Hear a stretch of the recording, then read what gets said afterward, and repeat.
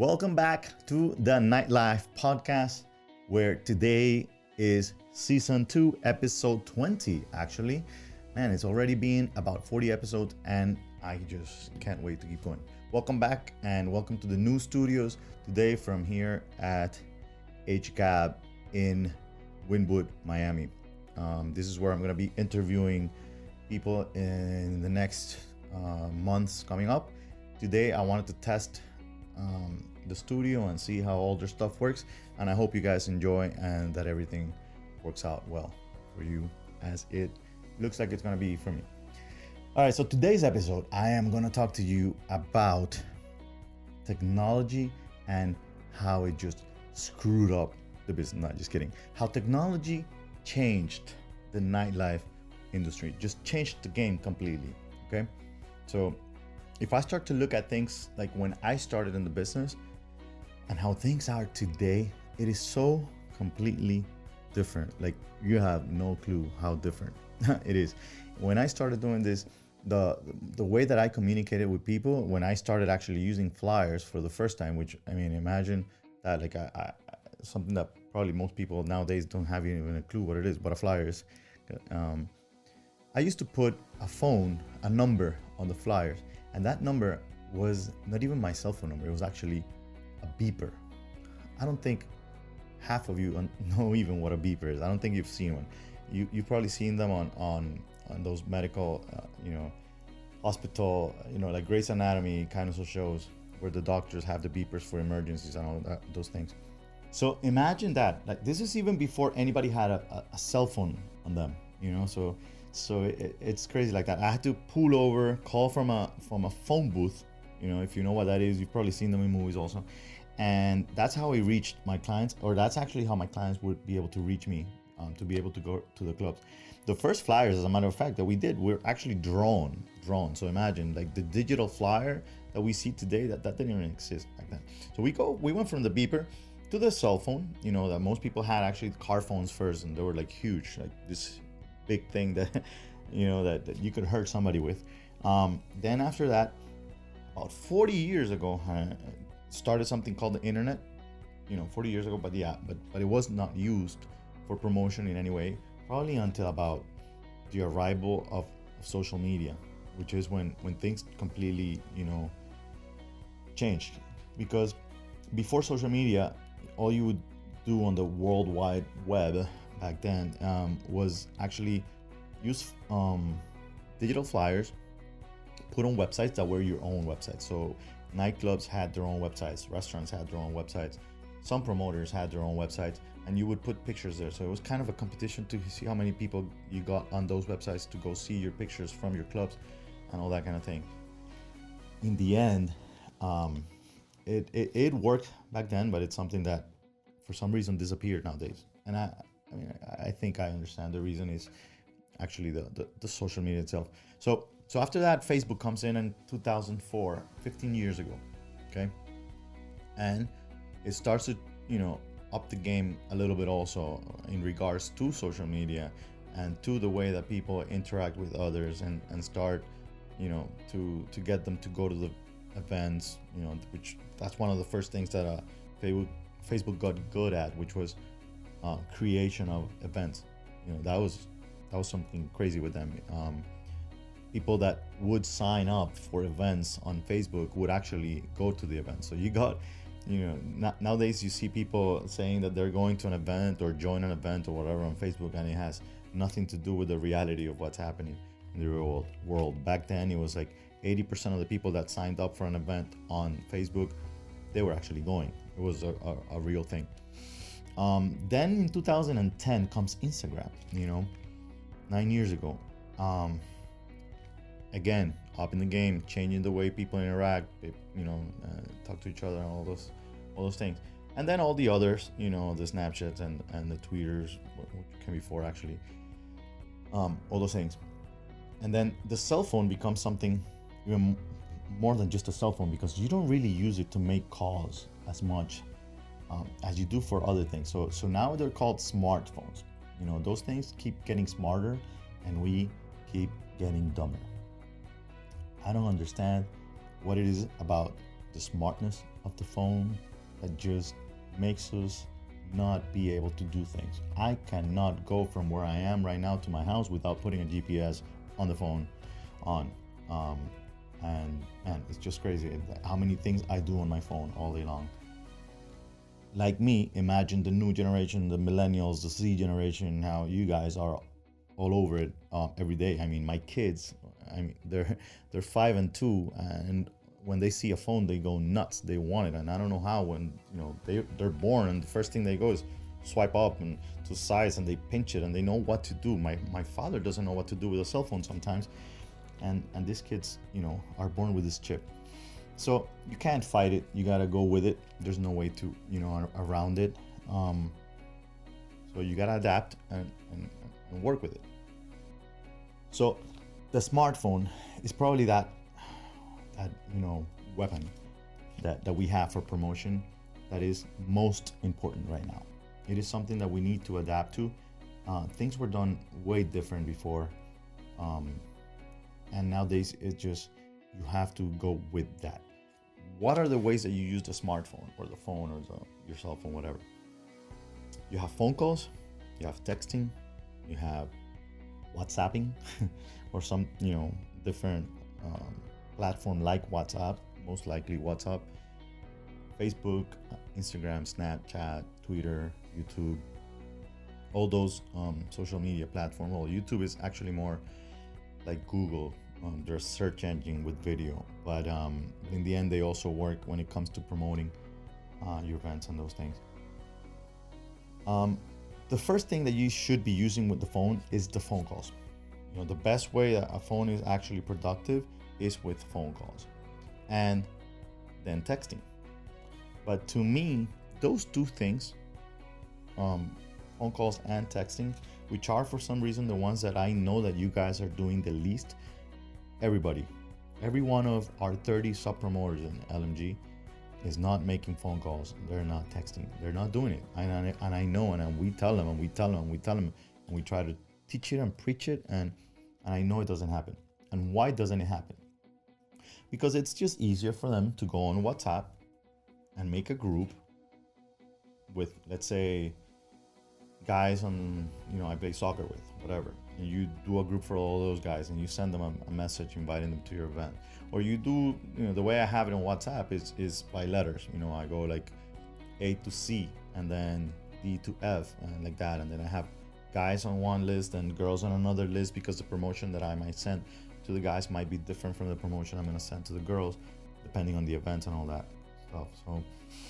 So with WhatsApp groups, there's something that a lot of people don't realize, and that is that the people that you have on your phone don't necessarily have your number recorded on their phone. Therefore, they are not receiving your promotion. So you're sending to a group of WhatsApp where you might have 200 people in that group, and maybe 50 of them are getting it. So you don't really know. And as a matter of fact, if you go on WhatsApp and you start going one by one with the context, you will realize how many people have received your promotion, but they never opened it, or they didn't really receive it. You think they did, but it was sent, but they never received. They don't have your number recorded, so therefore they don't get it. Then you have Facebook, and it's of course easy for people to just post a flyer or post something, a picture of the past week's event, as it is with Instagram, where people are gonna be recording stories during the night as it happened, or posting the flyer the day of the event, which I don't know why that happens. People are waiting for the day of the event to promote the event. Like, people don't make plans ahead of time. Then there's Snapchat, which I not only don't understand, but I just think Snapchat won't be here for long. I don't know. I have that feeling that Instagram, with the Instagram stories and the way all the filters that are coming in, I think Snapchat is not going to be there unless they rethink the way that they're doing business, especially the advertising part of it, because that's where Instagram is taking over from most of these platforms. Of course, Instagram belongs to Facebook, so you have to be understand Facebook and figure out how it works and how the whole ad system works and all that kind of thing. And then there's Twitter, which is probably for a different demographic, by the way. That's another thing that you got to think about, depending on who you're promoting to, what demographic they're going to be using different types of platforms on, in the social media world. I used to be a Twitter guy until I had to get into the Instagram part, mostly due to the business, pretty much. I enjoy it now. Now I've learned to enjoy Instagram. I am not, as sick as I used to be, that I would be just scrolling down before. So I just scroll right now. It's just a lot of wasted time when you're there just to consume, and you're not really giving, and you're not posting and producing and putting content out there. So you got to be careful with that, and don't become the consumer only. Make sure that you're putting your content out there. But most of all, make sure that the content that you're producing and putting out there is not like extremely over, selling. It's not all about sell. Remember, the digital flyer took over the, original printed flyer. Yes, understandable. But if you're putting out flyers there only, that's all you're putting out there on social media, it does not work. It does not work, because people need more than that. It can't only be I'm getting flyers and that's it. No. The main reason for social media to be something that you need really is because you need to use it for what it's for. And if it's gonna replace the human touch and the way that things used to be done before, it's only by being social. You cannot expect social media to work for your promotion, for your clubs, for your venues, for your events, if you're not being social. You gotta be part of it. You gotta be involved. You gotta interact with people, and people will realize when you're not being real, when you're just posting on 20 pictures at once. Hey, nice picture, or I love your photos, or whatever. There's so many different things that people put out there. And you got to be careful. You might post the wrong comment on the wrong picture, and it might not end up being nice in the end. You end up losing followers. You will see your numbers start going down instead of up, where it should always be going. So be careful with that. Use social media the right way. Talk to the people that you want to invite to the events, or that you want to see at your parties. Don't talk to them about your parties only. Talk about their post and about the picture they posted, and make sure to give real comments, stuff that you're feeling, and say them the way that you talk. Don't try to write something that's gonna sound whatever, like it's not you. Make sure that it's you always. All right. Okay, so there's the different platforms. I wanna get a little bit into the way that they should be used. So you got Twitter, and you gotta use Twitter. For example, right now I have an event where my clientele should be a weekly event, actually, where my clientele should be in their 35 to 45 range. Okay, that range is not as much on Instagram and Facebook as they are on Twitter. So you gotta be, you gotta understand that if you're gonna cater to that kind of clientele, you gotta find them in the platform that they feel most comfortable in. Is it because they don't like posting pictures? Is it because they don't like seeing pictures from somebody else? Whatever it is, they enjoy the conversation, they like the platform, they use the platform, and they're there. So use the correct hashtags. Look for the conversations that have something to do with what you're into. Look for hashtags also that will relate to people that will end up being your end clientele. And don't always have conversation about the venues, the clubs, the restaurants, your business, the events. Also make sure to have conversations about whatever they're about, okay? Whatever interest those people may have. And this is people that you know and people that you don't know. That's one of the good things about social media, is that you get to touch a lot of people that you don't usually know. On Twitter is probably one of the easiest ways to get to people that are, that we usually see up here as untouchable, because it's a platform that wherever messages you send, a lot of people, everybody gets to see, because they're out there. It's not really a private conversation kind of thing, where when you send a DM on the other platforms, you might not get an answer from those just not interested in talking back or whatever. So then you have Facebook, and on Facebook, which the age group is a little different because it is also the older. I think Facebook is losing lately a lot of the probably under 30, losing a lot of them. But I'm pretty sure that they're gonna do something about that pretty soon. Even though they own Instagram and I don't know if they don't care and they, separate them like that. You still gotta go to Facebook to use it for the paid ads and all that kind of stuff, or boosting the Instagram post. So Facebook is more about building your base, creating ads, using it to have your groups. It's a little more professional in a way, not as much as LinkedIn, which is 100% for professional use, not something that most promoters use actually. LinkedIn is more for those who are in the consulting or ownership or management positions. Hospitality business, there's a lot of people in LinkedIn, but not usually in the promotion side of the business, because that is that side of the business that is taken, for some reason it's not taken as seriously, even though you guys are the ones driving the sales to these venues. So with that said, it comes Instagram. We all know that is the main platform where everybody needs to be. That is the platform where you need to be careful about what you do or how you do it and how much you do it. What I recommend is that you have a daily post on Instagram, on the regular feed. But then those posts need to have one of three things. They need to educate, they need to inform, or they need to entertain. If you're not doing any of those three, there's no reason to post on Instagram, okay? Educate, inform, entertain. Those are the three main things you should be doing on Instagram posts and on Instagram stories. One a day in the post, and in the stories, go as crazy as you want. The more you talk to that camera, it's not about just posting flyers on it and pictures of the food that you just ate, which I'm very guilty of, but actually talking to the camera, talking to the people that are on the other side. That's what's going to create that. You're going to see the algorithm working for you, which, by the way, I was kind of going to say forget about the algorithm, but in the end we always end up thinking about it.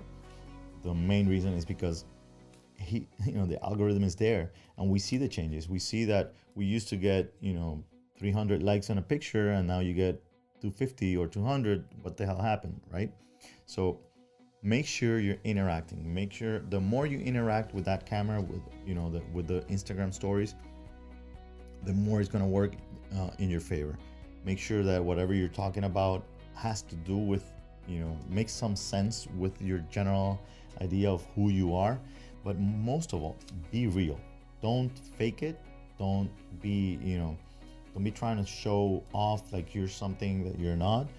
Don't talk about things, don't say that you have things that you don't have. Be honest, be yourself, and that is gonna get you further than trying to act like something that you're not. Okay. Like I said, kind of forget about the algorithm. Don't think about it, and don't oversell. Forget about, hey, see you tonight. You can't be just talking about I see you tonight, I have a discount, whatever. That's one of the reasons why people hate promoters and don't follow promoters, because it can't be all about that. Remember to have conversations about other things. Now, last but not least, what really works in social media is the paid ads. So the price of conversions on all platforms, just Google, on YouTube, Facebook, Instagram, everything. You gotta take advantage of it. Converting a client is very cheap to do on those platforms. So take advantage of it. Don't forget to add a call to action. You have to do it. Actually, I think I'm gonna do an episode where I'm gonna talk about that. And I'm gonna not only talk about that part and the paid ads and that, but also what I think is the most important part, which is what is being lost because of technology and the changing of the game. And that is offline promotion. Offline promotion is a must. If you guys are not doing that, if you're losing the human touch, forget about it. So I'm going to talk about that in the next episode. So Guys, thank you for being here one more time. I hope you guys remember to go get the book on Amazon. Remember, The Nightlife Entrepreneur on Amazon. You find me on Instagram as The Nightlife Entrepreneur, and you find the website nightlifepodcast.com. And like I said, you find us everywhere: YouTube, iTunes, Spotify. See you next week. Thank you for coming.